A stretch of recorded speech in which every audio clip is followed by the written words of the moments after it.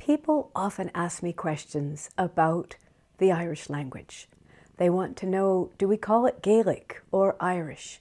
They want to know who speaks Irish and why would you learn Irish?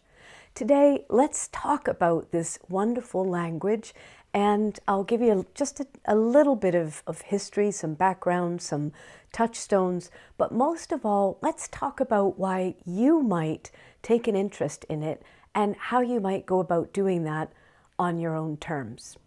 I want to preface this discussion by saying that I am a learner of Irish. I'm not a native speaker, but I've been deeply in love with the language for about 35 years and passionately devoted to it in my own way. So let's talk about it. Fáilte a Gaeilge, welcome my friends. I'm so glad you're here. I love being with you, and I love especially today to share something that means so much to me and to so many, and that is this language. So let's talk about why.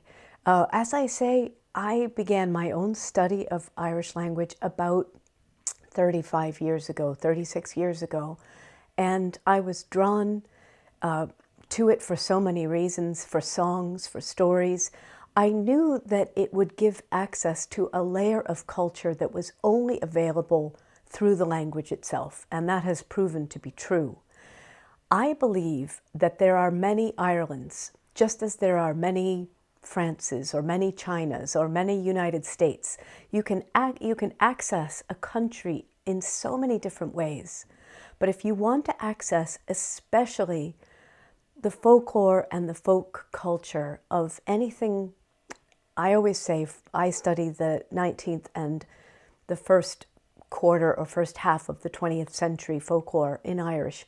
If you want to access one level of Ireland, you do it through the language. And so that drew me and has continued to reward me in a thousand ways. One of the most famous proverbs, Tír gan teanga, tír gan anam. A country without a language is a country without a soul. Ireland, I think we can agree, has a magnificent soul, and it has a magnificent language. And today I want to invite you to come closer to the hearth of Irish language, again, on your own terms. So how to answer that question? Is it Gaelic or Irish? Well, I'm just going to say broadly, both. They're both right, although I would say today more people use the term Irish language than the term Gaelic. But let me teach you a little bit about why anyone would say Gaelic. It is because the word for Irish, the Irish language, in the Irish language is Gaeilge. Now you'll also hear that Gaeilge, Gaeilge, you'll hear a bunch of different ways, but in Donegal, which is the dialect I've spent most of my time learning and loving, it's Gaeilge, Gaeilge. And that gives rise to the word Gaelic.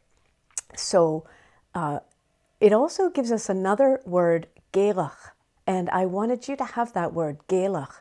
There's a very famous song called An Cailín Gaelach, which means the Irish-speaking girl. I've translated, though, as the Irishy Girl, because in the song, it's very clear that the speaker wants to meet a girl who speaks Irish, but also embodies the ideals of the Irish-speaking culture. And Father Dinneen, whose wonderful dictionary was published in 1927, also defines Gaelach as generous and easygoing.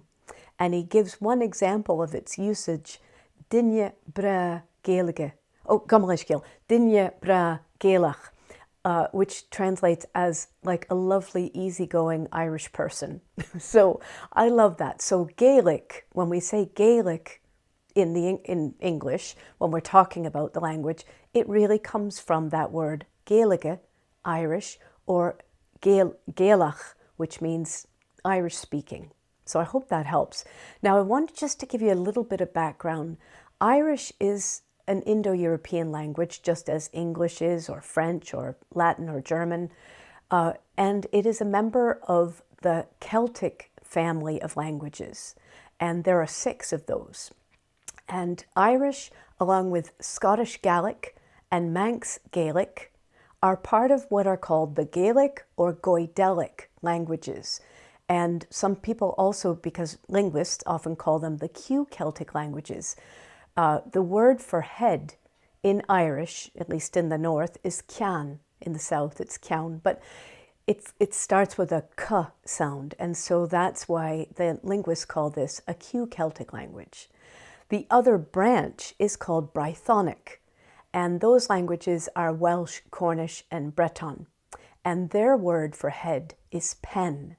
And so the linguists call them a P Celtic language. So we have these wonderful languages. They're very different. For instance, an Irish speaker would not understand a Welsh speaker, not at all. A Northern Irish speaker may well understand a Scottish Gaelic speaker. I've had that experience myself because learning a Northern dialect is helpful because of the crossover sometimes in the languages. But one thing they all have in common is that they have a system of initial mutations. And that means that words change depending on the context. Here we come. Depending on the context in which they appear in a sentence. So I always love to give, here's a lovely tale for you. I always love to give this example. The word for man is fear, which is spelled F-E-A-R. But if we're going to say the man's hat, or the hat of the man, it's hata anir, hata anir. So you can hear fear turns into anir. And that's just the tip of the iceberg. Recently I was teaching a class and one of my students said, "Kate, you never let us know how difficult Irish is." And it is. Irish is very different from English. Here's one of the other big differences. Irish is a verb, subject, object language, meaning that the sentences, by and large, start with a verb. In English, we have a subject, verb, object. So I see the man, right? I is the subject, see is the verb, and the object is the man. But in Irish, it would be feckim and far. Feckim and far would be like see I the man. So there's a lot. Anyway, that is, as I say, just the tip of the iceberg. There are a lot of differences, but I think we all agree, those of us who fall in love with Irish, that it's really worth it. There's so much to be gained. So Irish, just a tiny, tiny bit of history, just to give you a little bit of grounding.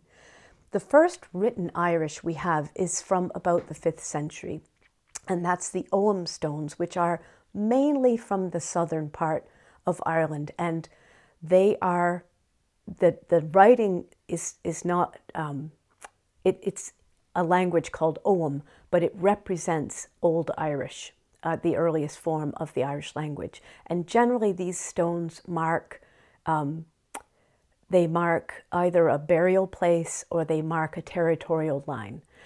So it's not a narrative. It's very clear, son of so-and-so. It's not, we don't get really written early Irish until really, we like to say about the 7th century. And that's the stuff that you get in that time is religious and legal. And then occasionally the treat of a little bit of a story gets woven into the law tracks, for instance. But some of the very first stuff is beautiful hymns. The hymn to Colm Cille is in some of the earliest Irish. And then off we go from there until sort of by, I love to say, the Middle Ages, the 11th and 12th centuries, especially the 12th centuries, you get these big books of Irish tales, genealogies, histories, traditions. It's so much, and then off we go from there. So we really start our journey, let's say, in about the 7th century and coming to the present. Now, I'm not good at numbers, and so I had to look up these numbers. How many people speak Irish today? You can get this yourself. It's right on Google. The 2022 census said that 1.87 million people in Ireland speak some Irish. Now, that's about 40% of the population.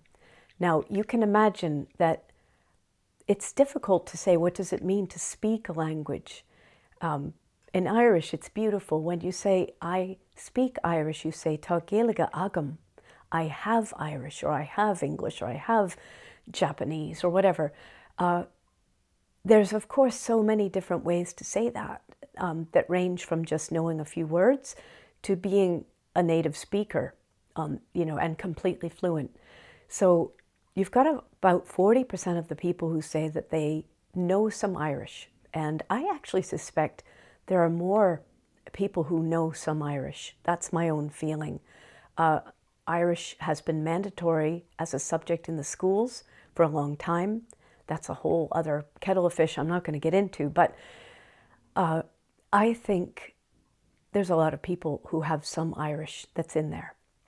Then they say there's about 70,000, let me just look at that number, 72,000 speakers of Irish on a daily basis, people who live and work through the medium of Irish.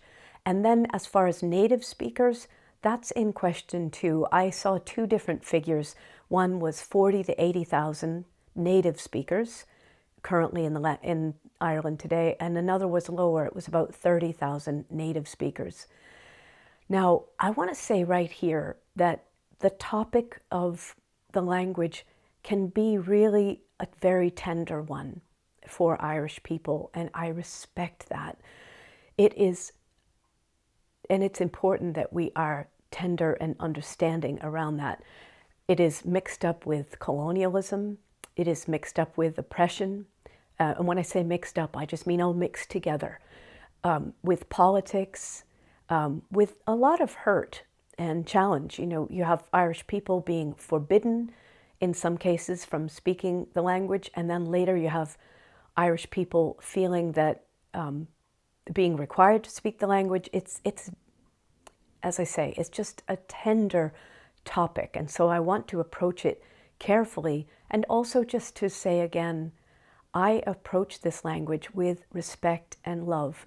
And my desire always is to support it, is to be one link in the chain, as they say of anyone who carries something beautiful, a song, poetry, the language. Níl anam a ceangal sa slabhra.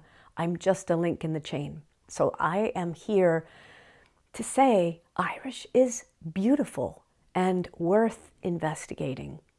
So that's just a little bit to give you some grounding. Now, I think Irish is really worth learning, again, on your terms and to the degree you want to. So why? One is access, always. Access to some beautiful folklore, traditions, art, so much that you can access through the language that might be available in English, but it's available in a different form. Translation, obviously, is not the same as the original, especially of a piece of art. I've also found that the culture of folklore and scholarship is very different in Irish. It's much warmer, and it's beautiful to witness. So that's just one reason you might like to investigate a little bit. It's kind of a key in the door, and it's certainly been that for me. Another one is heritage. A lot of people have Irish relations, far or near, and it is a beautiful way to pay homage and to honor them. Even as a non-native speaker, as a non-native Irish person, to honor those people and to honor their lives and the language they spoke can feel really special and meaningful, I think. To support Ireland and the language itself. And as you can hear, I think the language, it needs support. I believe that we can all support this language in our own ways, and I think it feels really good to do so. And also just because it is fun. It really is fun. Is it difficult? Yes, I will say. It's a long apprenticeship to learn Irish. It certainly has been for me.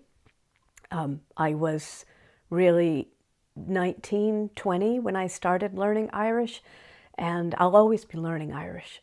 But it has given me so much joy. And I gave you this proverb in a video recently, but I love it. Is millish an teanga an Gaeilge. Is millish an teanga an Gaeilge. Irish is a sweet language. It is sweet, the language Irish. Yes, it is. And so it's worth it. And also, I think it stimulates your brain in so many exciting ways. And I want to say too, just off topic a little bit, but if you're coming to Irish as a person over, say, the age of 25, it's still here for you. And you can still, I have been learning the language and teaching the language for a long time.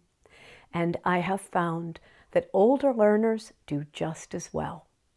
So please don't bar yourself from the language because you think you have not caught that beautiful early wind of childhood to speak it, that it's too late. It's not too late. I really think that accessing the language, even a little bit, gives you so much.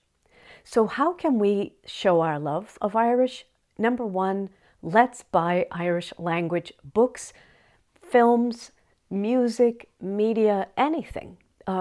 There's often a translation, but this is definitely a way that we can show support, that there is a hunger for learning. I mean, when I began learning Irish, there were so few resources, and now there are so many.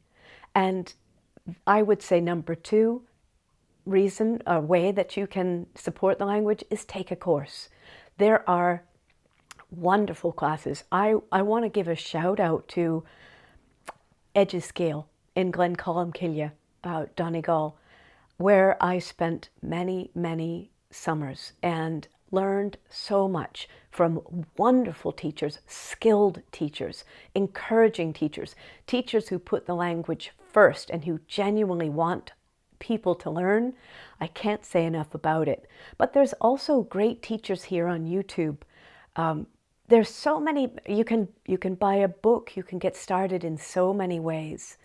That really shows that the language is alive and that we are hungry to learn it and support it.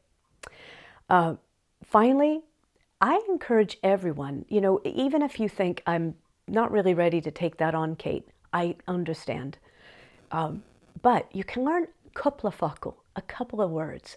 And I always want people to have the first word, the most important word, fáilte. Fáilte, which means welcome.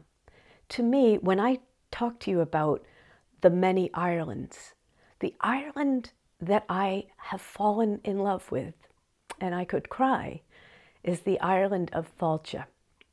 It is the Ireland of the good-hearted, the generous, the kind, and the open door of fáilte. So I encourage you, take that one on today. There's so many. And, through my videos here on YouTube, I've been teaching you lots of proverbs, lots of other phrases and words. Pick just one or two. Don't feel that you need to really go deep if it isn't the right time for you. But even having one or two and using them a little bit, if you open your door to friends and say, fáilte, welcome, my friends. I'm so glad to see you. You are speaking Irish. You are using Irish. You are supporting and loving Irish. And I think that's worth doing. So my question for you today is, does the Irish language call to you? And if so, how do you want to jump in? Or what are the ways that you want to show your support of Irish language? How do you want to play and develop a relationship with Irish? Because I can say, even at this point of my journey, there's so much joy and learning and fascination and delight. And that's what I wish for you always. My friends, thank you for being here with me today. If this video brought you any joy or help, I so appreciate a like. I love your comments, and if you haven't, please do subscribe and join us. We have, I think, the loveliest and most fáilte-based community here on YouTube, and I'm so grateful to all of you. for the time we spend together. So I am wishing you a very Irishy week, generous, easygoing, and full of fáilte. I'll see you next week.